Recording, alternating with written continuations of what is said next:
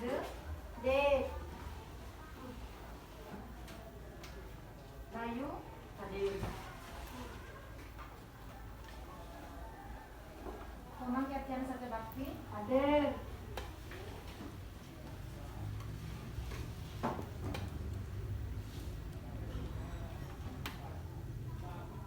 Kembar. Kembar Desa. Budi Swatamo. Hadir. Komang Sarin Tarise. Hadir. Lo Kembar Sarin Mincing. Hadir. Lo Putu Pusparani Mingkaswari. Hadir. Wisma. Aprilia Andar Pratiwi. Hadir. Putri Lestari. Hadir. Hari ya, ada satu ya. Saya ada semua ya. Nah, kita akan belajar tema 3. Udah semua bawa buku tema 3?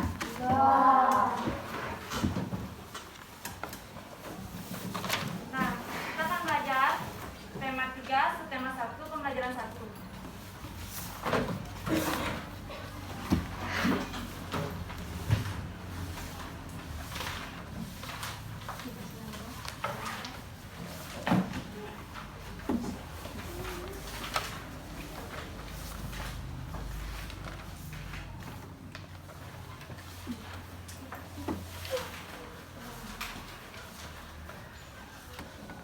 Udah semua bisa lihat?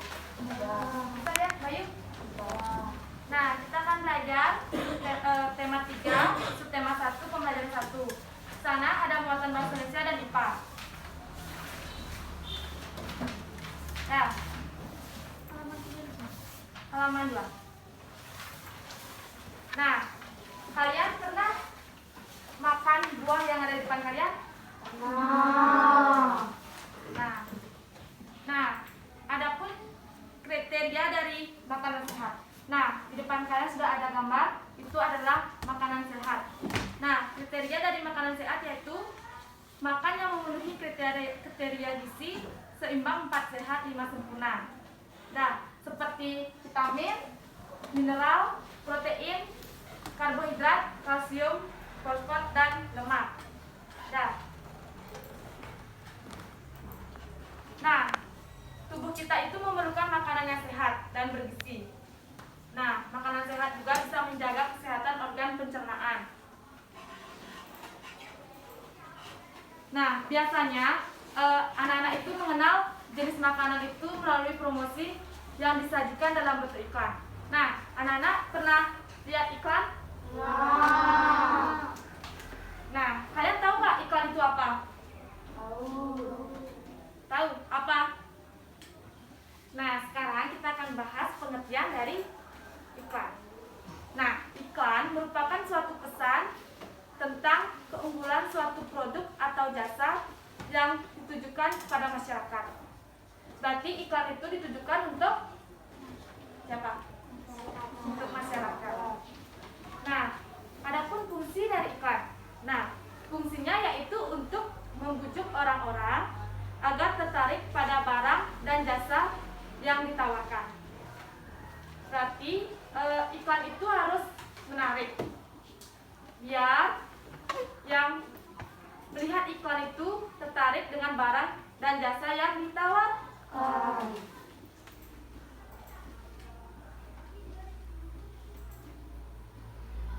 Nah, iklan itu biasanya dipasang di tempat umum dengan menggunakan kalimat yang singkat, jelas, dan menarik. Iklan juga menggunakan gambar yang sesuai isi iklan. Nah, misalnya ibu membuat iklan tentang makanan sehat. Jadi, gambarnya itu harus makanan sehat. Kan nggak mungkin kalau ibu mempromosikan makanan sehat tapi yang di gambarnya itu sampo. Kan nggak nyambung. Jadi, iklan dan gambar itu harus saling berhubungan. Nah, harus misalnya makanan sehat, gambarnya juga harus makanan sehat.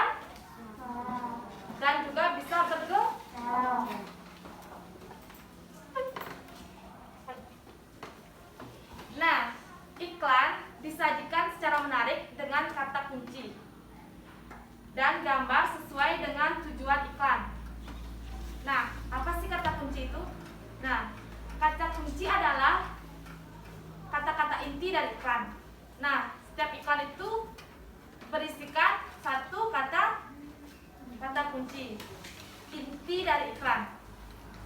Dah.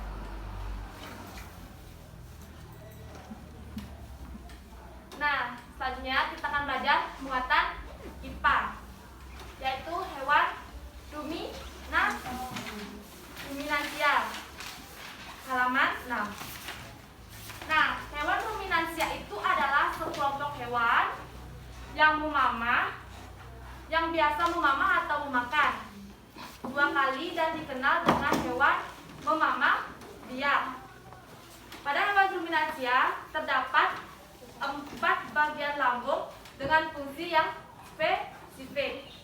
Nah, yang termasuk hewan ruminansia apa aja? Sapi, lagi? Kambing. Dan lagi? Nah, hewan ruminansia itu adalah hewan pemakan rumput. Nah, contohnya ada sapi, kerbau, rusa, domba, kambing, dan kuda. Nah, adapun sistem pencernaan pada hewan ruminansia. Nah, salah satunya yaitu sapi. Nah, di dalam mulut sapi terdapat organ-organ pencernaan seperti gigi. Nah, coba buka halaman 7 di sana ada gigi. Gigi sapi tersusun dari gigi seri yang berguna untuk memotong makanan dan gigi geraham untuk mengunyah makanan. Jadi gigi seri itu bergunanya untuk memotong makanan. Sedangkan gigi geraham itu fungsinya untuk mengunyah makanan. Udah tahu perbedaannya? Nah, yang kedua ada lidah. Lidah sapi berguna untuk merengut rumput atau makanan dan mendorong makanan yang sudah dikunyah menuju lambung. Terus ada saliva. Nah, saliva merupakan cairan atau enzim khusus yang dihasilkan oleh kelenjar khusus pada sapi yang kemudian disalurkan ke dalam rongga mulut. Saliva berperan dalam proses pencernaan kimiawi. Saliva itu sama artinya dengan ludah. Tahu ludah? Nah, perhatikan gambar depan kalian. Di depan kalian sudah ada sapi. Nah, sekarang kita akan membahas pencernaan pada sapi. Nah, yang pertama itu ada mulut. Nah, di dalam mulut sapi terdapat gigi, lidah, dan saliva atau lidah. Nah, pertama makanan masuk melalui mulut. Lalu ke esofagus. Nah, esofagus merupakan saluran penghubung antara rongga mulut dan lambung. Ini yang di sini. Nah, ini yang dinamakan esofagus. Nah, lalu makanan masuk ke rumen. Nah, yang ini namanya rumen. Nah, di rumen tempat terjadinya pencernaan dengan bantuan mikroba atau bakteri. Di sini makanan dicerna hingga menjadi bubur.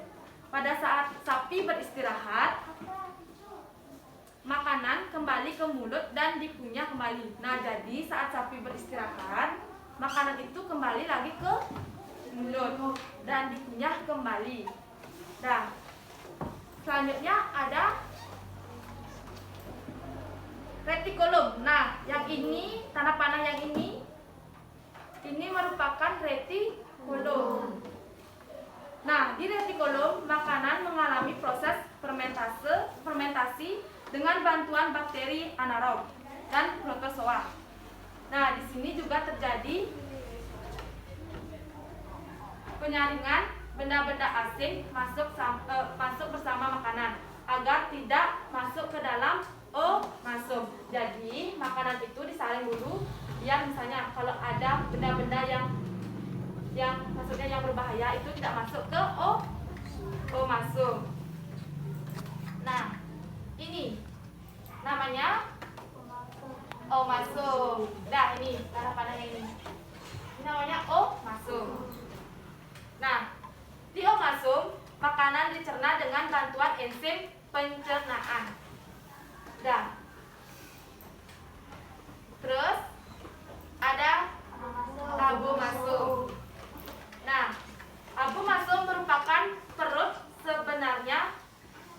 Nah, ini merupakan perut sebenarnya.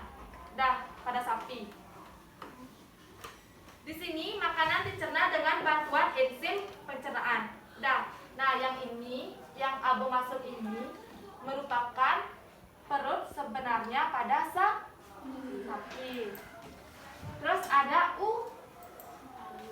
usus. Nah, ini usus. Nah,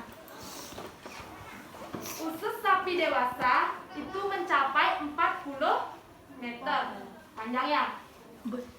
Nah, di dalam usus terjadi proses penyerapan dan fermentasi.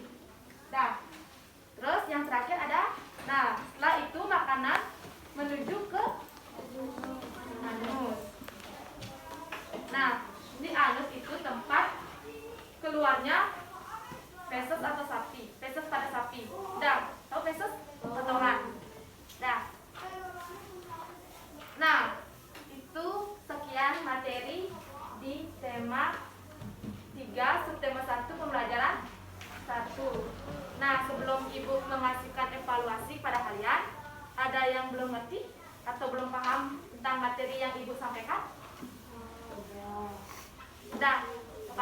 Nah, sekarang coba kalian kerjakan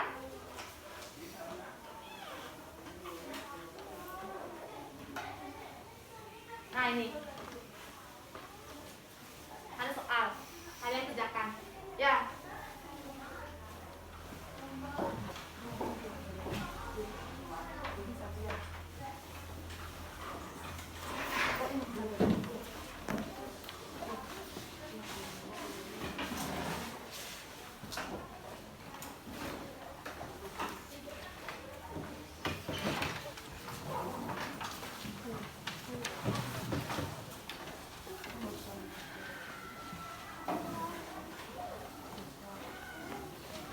Nah, anak-anak udah selesai buatnya?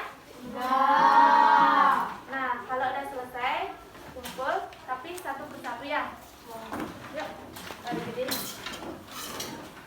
Nanti Ibu kasih. Ya, silahkan dulu. Lihat ya.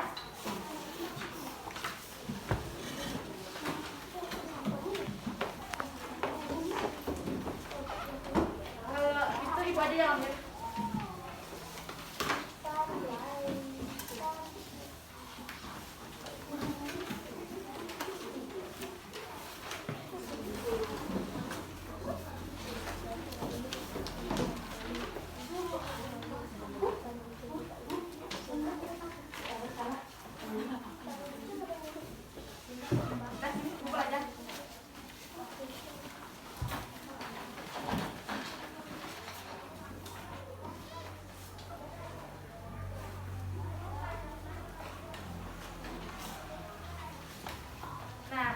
Karena waktu sudah habis, jadi pembelajaran Ibu akhiri.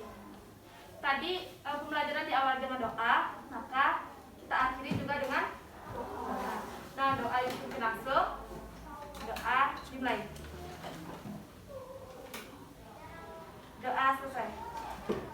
Aturang pangan para musaki.